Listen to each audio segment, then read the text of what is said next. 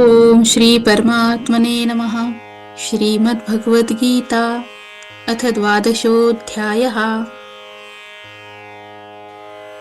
अर्जुन उवाच एवं सततयुक्ता ये भक्तास्त्वां पर्युपासते ये चाप्यक्षरमव्यक्तं तेषां के योगवित्तमाः। श्रीभगवानुवाच मय्यावेश्य मनो ये मां नित्ययुक्ता उपासते श्रद्धया परयोपेतास्ते मे युक्ततमा मताः। ये त्वक्षरमनिर्देश्यम् अव्यक्तं पर्युपासते सर्वत्र गमचिन्त्यं च कूटस्थमचलं ध्रुवम् सन्नियमेन्द्रियग्रामं सर्वत्र समबुद्धयः ते प्राप्नुवन्ति मामेव सर्वभूतहिते रताः।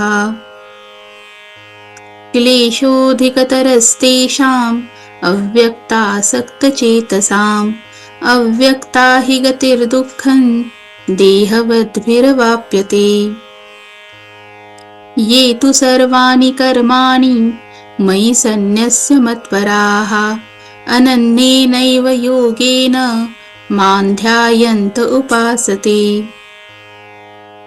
तेषामहं समुद्धर्ता मृत्युसंसारसागरात् भवामि न चिरात् पार्थ मय्यावेशितचेतसाम्।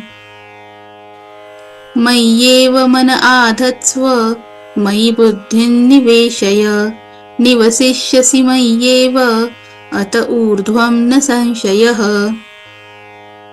अथ चित्तं समाधातुं न शक्नोषि मयि स्थिरम् अभ्यासयोगेन ततो मामिच्छाप्तुं धनञ्जय। अभ्यासेऽप्यसमर्थोऽसि मत्कर्म परमो भव मदर्थमपि कर्माणि कुर्वन् सिद्धिमवाप्स्यसि। अथैतदप्यशक्तोऽसि कर्तुं मद्योगमाश्रितः सर्वकर्मफलत्यागं ततः कुरु यतात्मवान्।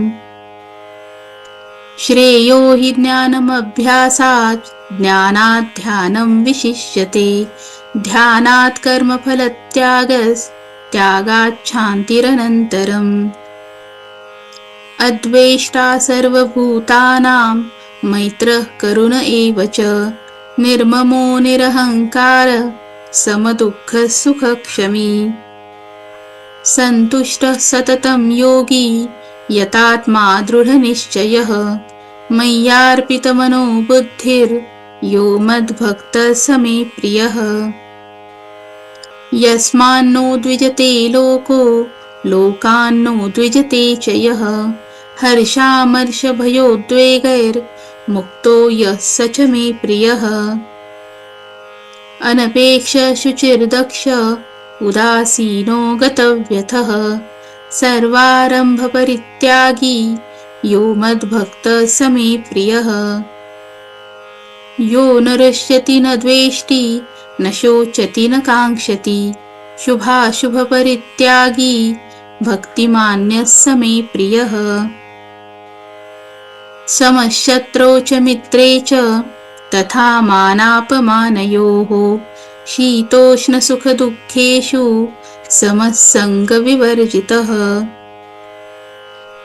तुल्यनिन्दास्तुतिर्मौनी सन्तुष्टो येन केनचित् अनिकेतस्थिरमतिर्भक्तिमान् मे प्रियो नरः।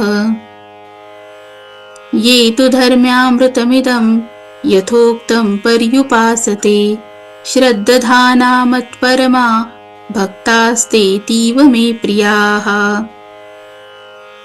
ॐ तत्सदिति श्रीमद्भगवद्गीतासूपनिषत्सु ब्रह्मविद्यायां योगशास्त्रे श्रीकृष्णार्जुनसंवादे भक्तियोगो नाम द्वादशोऽध्यायः। श्रीकृष्णार्पणमस्तु।